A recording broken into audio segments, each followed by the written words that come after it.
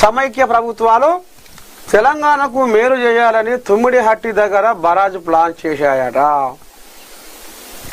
తెలంగాణ రాష్ట్రం వచ్చాక నీళ్లు రావద్దనే కుట్రతో కేసీఆర్ దాన్ని మేడిగడ్డకు మార్చారట.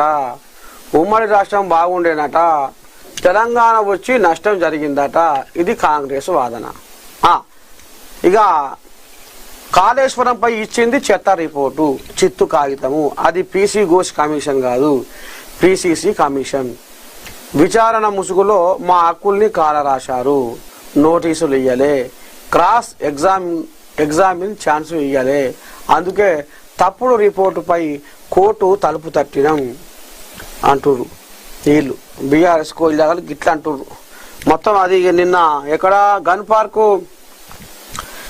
పార్క్ కాడ పీసీ ఘోష్ రిపోర్టును శతబుట్టలో వేస్తుర్రట. ఇగోది ఈ కోయిలాగలే ఈ పదం పాడుతున్నాయి. మరి ఇది ఎట్ట సంగతి అనేది ఒక కాంగ్రెస్ వాళ్ళకి ఫోన్ చేసి అరుచుకుందాము. ఇందిరా శోభన్ ఈమె ఏమంటుందో చూద్దాం.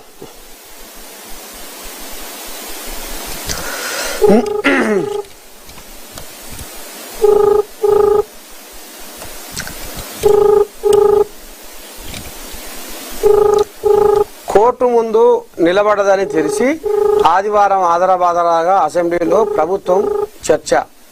నీటి లభ్యత ఉన్న చోటికి ప్రాజెక్టును మార్చినం. సిడబ్ల్యూసి ఇంజనీర్ల హలో తల్లి శనార్థి తల్లి బాగున్నా. మీరు మార్నింగ్ న్యూస్ లైవ్ లో ఉన్నారు తల్లి. ఏది బీఆర్ఎస్ కోయిలాగలు అదంతా మొత్తం తప్పుల తడక, ఘోష్ నివేదిక తప్పుల తడక అని నిన్న ఆ రిపోర్టును మొత్తం శతబుట్టలు వేసి నిరసన చేస్తున్నారు, ధర్నాలు చేస్తున్నారు, ఎగురుతున్నారు, మండిపడుతున్నారు. ఎట సంగతి అది దొంగ దొరికినాక ఏముంటది ముచ్చట. ఇప్పుడు ఇవాళ రేవంత్ రెడ్డి గారు ముఖ్యమంత్రిగా పర్సనల్ గా చేసిన వ్యవహారం కాదు కదా ఇది. నిజంగా మేము పర్సనల్ గా కక్షపూరితంగా చేయాలంటే వాళ్ళు మేము వచ్చిన అధికారంలోకి వచ్చిన నెల రోజుల్లోనే చేసిండొచ్చు వాళ్ళని. కానీ అట్లా చేయకుండా టెక్నికల్ గా రాజ్యాంగ వ్యవస్థలు ఏవైతే ఉన్నాయో వాటి ద్వారా పూర్తిగా ప్రజాక్షేత్రంలో ప్రజాపాలనలో ప్రజలే అంతిమ నిర్ణయం అనే విధంగా ఒక నిర్ణయం చేయడం జరిగింది. సో దాంట్లో భాగంగానే ఇవాళ ఒక కాగ్ రిపోర్ట్ ఇచ్చిన, ఒక కమిషన్ రిపోర్ట్ ఇచ్చిన, ఇవాళ విజిలెన్స్ రిపోర్ట్ ఇచ్చిన, వీటన్ని నేపథ్యంలో వచ్చిన దాన్ని ఒక రిపోర్ట్ నిన్న చర్చ పెట్టారు. అర్ధరాత్రి 2:30 గంటల వరకు కంచి ఒక 10 గంటలు సుదీర్ఘంగా చర్చ చేసి జరిగినటువంటి వాస్తవాలు సమాజాన్ని చెప్పి ఒక రికార్డ్ అయ్యేటువంటి ఒక ఎక్కడైతే ఉందో అక్కడ ఆ ప్రదేశంలో చర్చ పెట్టారు. నిజంగానే మీరు తప్పు చేయకపోతే కేసీఆర్ ప్రతిపక్ష నాయకుడు, గత ముఖ్యమంత్రి, ఆనాడు నిర్ణయాలు చేసినాడు, ఆయనే అంతిమం. అలాంటప్పుడు మరి మీరు తప్పు చేయకపోతే నిన్న ఎందుకు మీరు చర్చకు రాలేదు? మీ యొక్క వాస్తవాన్ని మీరు సమాజం ముందు చెప్పుకోవడానికి మీకు అవకాశం ఉండింది కదా అసెంబ్లీ సాక్షిగా. ఆయన పవర్ పాయింట్ ప్రజెంటేషన్ ఇవ్వడానికి ఉన్నటువంటి చిత్తశుద్ధి ఇవాళ నేను తప్పు చేయలేదు అని చెప్పడానికి అవకాశం ఉన్న దగ్గర మీరు ఎందుకు ఉపయోగించుకోలేదు? సో అంటే 100% మీరు తప్పు చేసినట్టే అర్థమైపోతుంది కదా ప్రజలకి, మౌనమే అంగీకారం అన్నగా. రెండో విషయం ఏంటంటే ఇవాళ మీరు తీసుకున్నటువంటి నిర్ణయం, మీరు చేసినటువంటి దాంట్లో అంటే ఇప్పుడు ఘోష్ కమిషన్ రిపోర్ట్ అన్నది 665 పేజీల రిపోర్టు బయటకి రాలేదని మొన్నటిదాకా మీరు మాట్లాడినారు. మరి ఏ బేస్ లో ఇవాళ మీరు కోర్టుకు వెళ్ళినారు? ఇది చర్చ జరగొద్దు, అసెంబ్లీలో చర్చ చేయొద్దు, ఈ నివేదిక బయట పెట్టొద్దు అని చెప్పినారు. నివేదిక ఇవాళ పబ్లిక్ డొమైన్ లో ఉన్నది, ప్రజాక్షేత్రంలోకి వచ్చింది బయటకి. ఇవాళ ప్రజలకు అర్థమైపోతుంది కదా నువ్వు చేసిన ప్రతి తప్పు. నీళ్లు ఎక్కడ వయబిలిటీ లేదు అని మీరు మాట్లాడినటువంటి దానికి ఆధారం చూపించినాం. రెండవది ఇవాళ అంటారు మన కేబినెట్ నిర్ణయం జరగలేదని మీరు చెప్పిన దానికి, కేబినెట్ నిర్ణయం జరిగిందని మీరు చెప్పిన దానికి ఆధారాలు చూపించినాం. సో మీరు చేసినటువంటి తప్పును సోలోగా సింగిల్ గా కేసీఆర్ తీసుకున్నటువంటి నిర్ణయాలకి ఇవాళ పూర్తి బాధ్యతగా కేసీఆర్ వహించాల్సిన అవసరం ఉంది. సో కేంద్ర రాష్ట్ర ప్రభుత్వాలకు సంబంధించినటువంటి అంశం ఇన్వాల్వ్ అయింది, ఆర్థిక అంశాలు ఇన్వాల్వ్ అయి ఉన్నాయి, అలాగే ఇవాళ ఒక అంతర్రాష్ట్రం సంబంధించిన అంశం ఉన్నది. సో ఒక అధికార పరంగా కూడా కొంత కేంద్రం యొక్క ఇన్వాల్వ్మెంట్ కూడా ఇందులో ఉంది. కాబట్టి అన్నింటి నేపథ్యంలో దీన్ని ముఖ్యమంత్రి గారు సిబిఐకి అప్పగించడం జరిగింది. సో మొన్నటిదాకా బీజేపీ వాళ్ళు ఏం మాట్లాడినారు? ఈ రాష్ట్రంలో సిబిఐ కాళేశ్వరం పైన నిర్ణయం చేస్తలేరు, వాళ్ళని కాపాడుతున్నారని మా మీద ఆరోపణలు చేస్తారు. సో ఇవాళ పూర్తి అస్త్రాలు అంటే ఆ గత బీఆర్ఎస్ 10 సంవత్సరాల్లో సిబిఐ ఈ రాష్ట్రంలో నిషేధం అనే విధంగా వాళ్ళొక చేస్తున్నారు కేసీఆర్ గారు. సో ఇవాళ దాన్ని కూడా ఇవాళ పటాపంచలు చేస్తూ సిబిఐ ఎంక్వైరీకి వెల్కమ్ పలికినాం.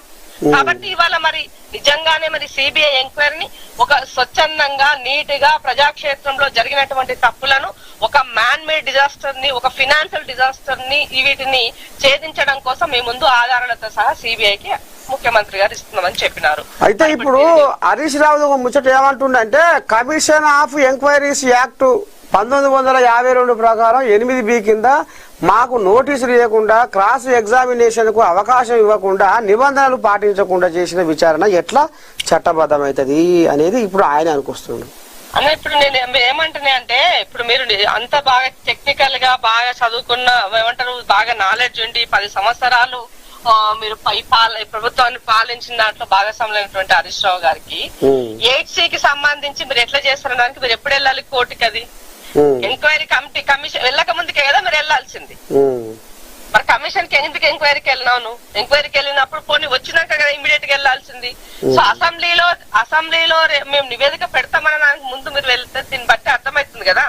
సో వాళ్ళకు కూడా చట్టపరంగా ఏముంటే ఏ లూపులు ఉంటే ఆ లూపులు వాడుకోవాలని అనుకున్నారు. అవి చెల్లుబాటు అవ్వలేదు కాబట్టి ఇవాళ ప్రజాక్షేత్రంలో దేశం. ఇప్పుడు నిన్న అసెంబ్లీలో హరీష్ రావు గారికి అవకాశం ఇచ్చి మాట్లాడమంటే ఆయన అది మాట్లాడకుండా అక్కడ తన యొక్క ముఖాన్ని చాటేసుకొని ఇవాళ వెళ్ళి బయటకు వచ్చేసి వాకౌట్ చేసి అమరవీరుల స్తూపం దగ్గర మాట్లాడితే, అమరవీరుల స్తూపంలో ఉన్నట్టు అమరుల యొక్క ఆత్మలు ఘోషిస్తున్నాయి.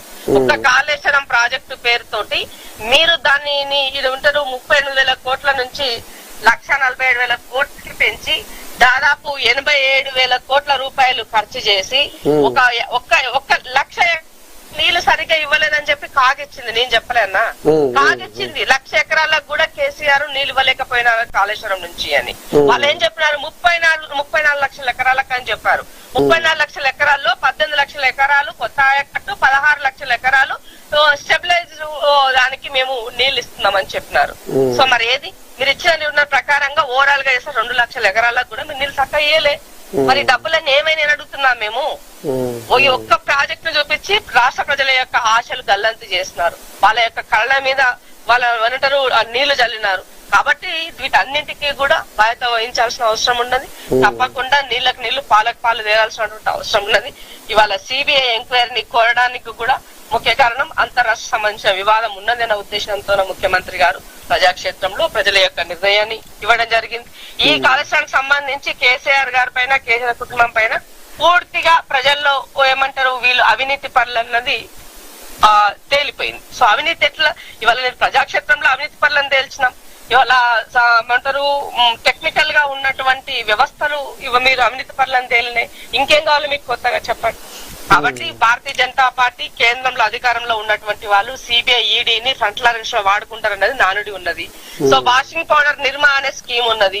మరి ఆ స్కీమ్ లో చేర్పించుకొని మరి బీఆర్ఎస్ ని ప్రొటెక్ట్ చేస్తారా, లేదనుకుంటే నిజంగానే దోషులని శిక్షిస్తారా అన్నది ఇవాళ కేంద్ర ప్రభుత్వ పరిధిలో ఉన్నది. కాబట్టి బీజేపీ వాళ్ళు తేల్చాల్సిన అవసరం ఉన్నది. తప్పకుండా ప్రజాక్షేత్రంలో మొన్నటిదాకా మీరు అడిగినటువంటి ప్రశ్నకి సమాధానము మా ఎంక్వైరీ 665 పేజీల రిపోర్ట్ తో ప్రాథమిక రిపోర్ట్ వల్ల మీ ముందున్నది. దీన్ని బేస్ చేసుకుని ఎంక్వైరీ చేసి త్వరలోనే దీన్ని తేల్చాల్సిన బాధ్యత కేంద్ర ప్రభుత్వం పైన ఉన్నది. సరే, ఇక ఇది మొత్తానికి పొంతన లేని ముచ్చటతో ఘోష్ రిపోర్టు ఉందన్న ముచ్చటకు ఇగో మరి